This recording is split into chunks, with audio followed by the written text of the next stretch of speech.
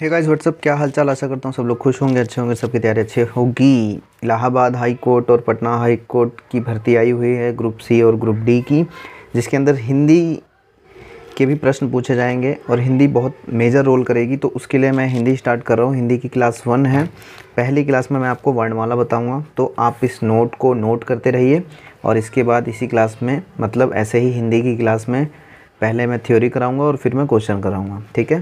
तो ये क्लास 1 है हिंदी की, और इसमें मैं आपको कराऊंगा वर्णमाला।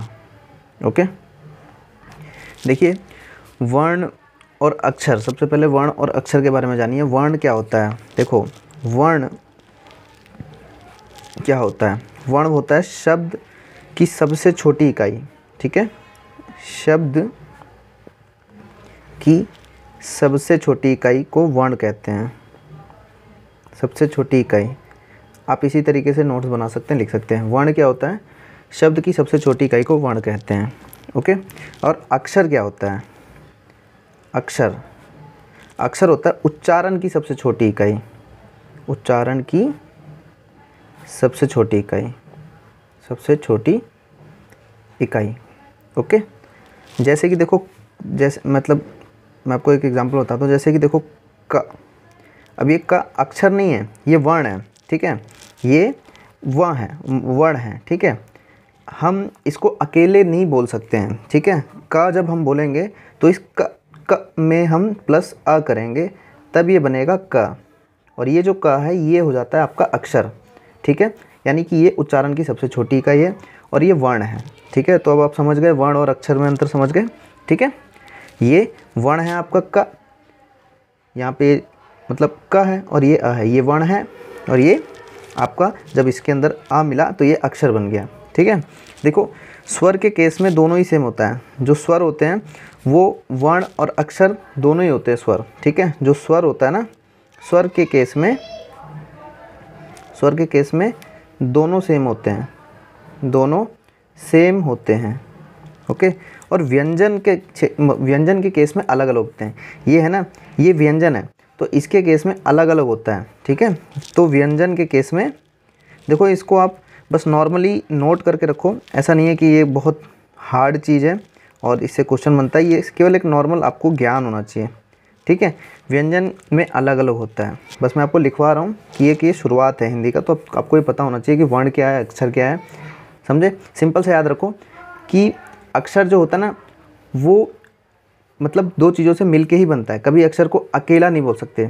जैसे ये क है, क में हम आ भी बोल रहे हैं। क खाली क नहीं है, आ भी है। क में देखो, क में जब हम आ जोड़ते हैं तभी का बनता है। तो अक्षर में दो चीज़ें मिलके अक्षर बनती है, लेकिन वर्ण जो है ना वो अकेले रहता है। वो शब्द की सबसे छोटी इकाई है। ओके, चलिए अब हम वर्णमाला करते हैं।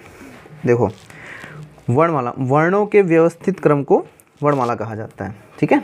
वर्णमाला किसको कहते हैं? वर्णों के व्यवस्थित क्रम को वर्णमाला कहते हैं। ओके, अब मानक जो वर्णमाला होते हैं वो कितने होते हैं? मानक वर्णमाला जो होते हैं, जो मानक वर्णमाला होते हैं वो, उनकी संख्या होती है 52। आपने सुना होगा ना, आ से लेके गया तक 52 अक्षर होते हैं, तो वो मानक वर्णमाला है, ठीक है। अब वर्णमाला में हम वर्णों को हम नॉर्मली कितने भागों में बांटते हैं? तो वर्ण जो है ना, इसको सामान्य हम 2 भाग में बांटते हैं, ठीक है। वर्ण को सामान्य 2 भाग में बांटते हैं। जो आपके वर्णमाला में जो ये वर्ण होते हैं 52, इसको हम 2 भागों में बांटते हैं। ये 2 भाग कौन से होते हैं? एक होता है स्वर, आपने सुना होगा, स्वर और व्यंजन, ये वही होता है, स्वर और व्यंजन। वैसे तो इसको कई भागों में बांटते हैं, लेकिन सामान्यतः इसको 2 भागों में बांटते हैं। ये शुरुआत है, ठीक है। तो स्वर और व्यंजन। अब हम स्वर के बारे में पढ़ेंगे कि स्वर क्या होता है। देखो, स्वर वो चीज़ होती है, ऐसे वर्ण जो स्वतंत्र रूप से बोले जा सकते हैं, उसे हम स्वर बोलते हैं। और इसको बोलने पर कंपन भी होता है, यानी आपके गले में एक कंपन होगा, ठीक है। जैसे ये स्वर जो होते हैं ना, ये 11 स्वर होते हैं, ठीक है। मतलब आपने सुना होगा, आप जब भी देखो मैं पूरा बताता हूँ। देखो, जब हम स्वर का उच्चारण करेंगे ना,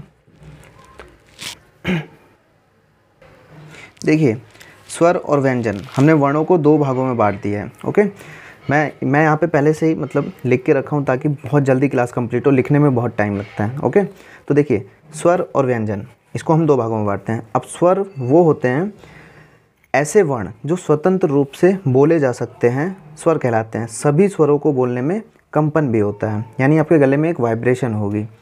ठीक है, इसलिए सभी स्वर को सघोष बोला जाता है। सघोष अघोष दो तरीके के होते हैं, ये आगे हम पढ़ेंगे। सघोष का मतलब होता है जिसमें कंपन होती है और अघोष का मतलब होता है जिसमें कंपन नहीं होती है। तो ये सभी स्वर जो होते हैं वो सघोष होते हैं।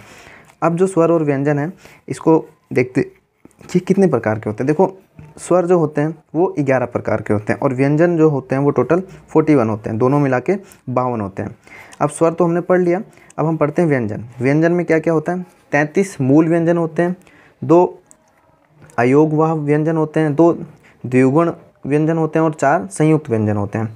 देखो 33 तो मूल व्यंजन होते हैं, 2 अवयोगवाह व्यंजन कौन से होते हैं? एक तो आ और दूसरा अंग है। आह अंग, ये ऊपर एक बिंदी है और ये साइड में 2 बिंदी है, ये अयोगवाह व्यंजन है। और दूसरा 2 द्विगुण व्यंजन होते हैं, वो कौन से होते हैं? वो होते हैं, ठीक है। तो अर्धवर्त, देखिए फिर से मैं आपको ये पूरा बताता हूँ कि क्योंकि बीच में कॉल आ गया था। देखिए दूसरा है, पहला विवृत होता है। विवृत मतलब मुंह पूरा खुला हो, जैसे औ। अर्धविवृत मतलब मुंह आधा खुलता है, जैसे अ ए ओ औ। सव्रत मतलब मुंह लगभग बंद रहता है, जैसे ऊ बड़ा ऊ, ई बड़ी ई। अर्धसव्रत मुंह आधा बंद रहता है, जैसे ओ ए। ठीक है, ये केवल आप इनके बारे में आप जान जाओगे ना तो केवल आप ऑप्शन से पकड़ के बना लोगे। अगर आप पढ़े हो, केवल ये जानते हो कि सव्रत क्या होता है, अर्धसव्रत क्या होता है, अर्धविवृत क्या होता है, विवृत क्या होता है, तो आप पकड़ लोगे। लेकिन अगर आप ये पढ़े ही नहीं हो तो नहीं पकड़ पाओगे। आपको ये और ये याद डायरेक्टली जैसे मैं पढ़ा रहा हूँ याद करने में दिक्कत होगा, याद मत कीजिए, केवल समझ लीजिए। ठीक है, उसके बाद होठों की आकृति के आधार पर तो व्रतमुखी। व्रतमुखी मतलब जिसमें पूरा सर्कल बन जाता है उच्चारण करने में, जैसे ऊ औ ओ औ आ। इन सभी का उच्चारण करने में होठ पूरे के पूरे गोल हो जाते हैं। ठीक है, और एक अनावृतमुखी होता है जिसमें होठ गोल नहीं होते, जैसे आ ई ए ऐ, इसमें होठ गोल नहीं होते, तो ये अनावृतमुखी होता है। कई एग्जाम्पल आपको ये कहीं और भी देखने को मिलेंगे, लेकिन वो कुछ और चीज़ होती है।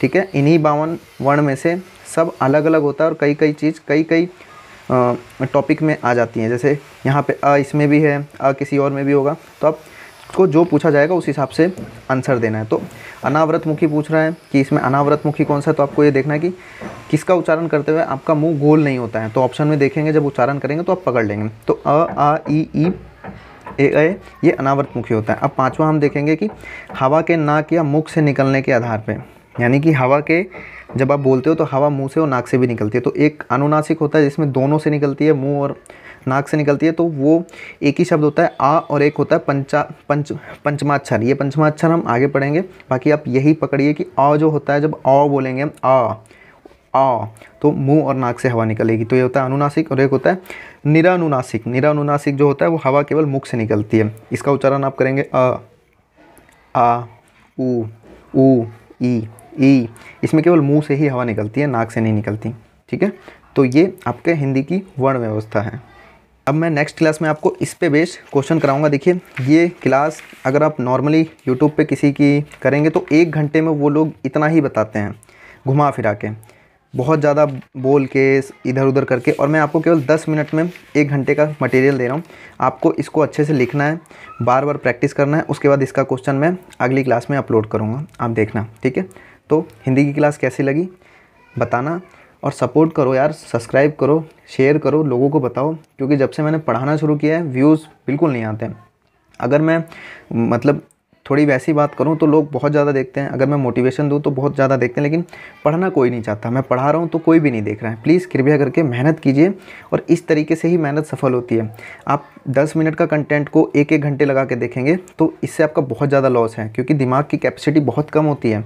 आपको केवल परफेक्ट और गिनी चुनी चीज़ों को एकदम मिनिमम कंटेंट के साथ लड़ने के लिए एग्ज़ाम में जाना है, ना कि आप पूरा पुथन्ना ले लो। बहुत सारी किताबें, बहुत सारे यूट्यूब चैनल को पकड़ लो तो नहीं होने वाला। जितना शॉर्ट में रहेगा आपके पास मटेरियल, देखिए अब ये जो 2-3 पेज है ना, ये मैंने देखा कई यूट्यूब चैनल पे 1.5 घंटे में इतना ही पढ़ाया गया है, सोचो। और ये केवल मैंने 10 मिनट में आपको कंप्लीट कराया है। तो इसलिए मेहनत कीजिए और मेरी मेहनत को भी सराहिए, मेहनत कीजिए, लिखिए, नोट्स लिखिए, और जैसे जैसे मैं करा रहा हूँ वैसे वैसे करते जाइए। जय हिंद।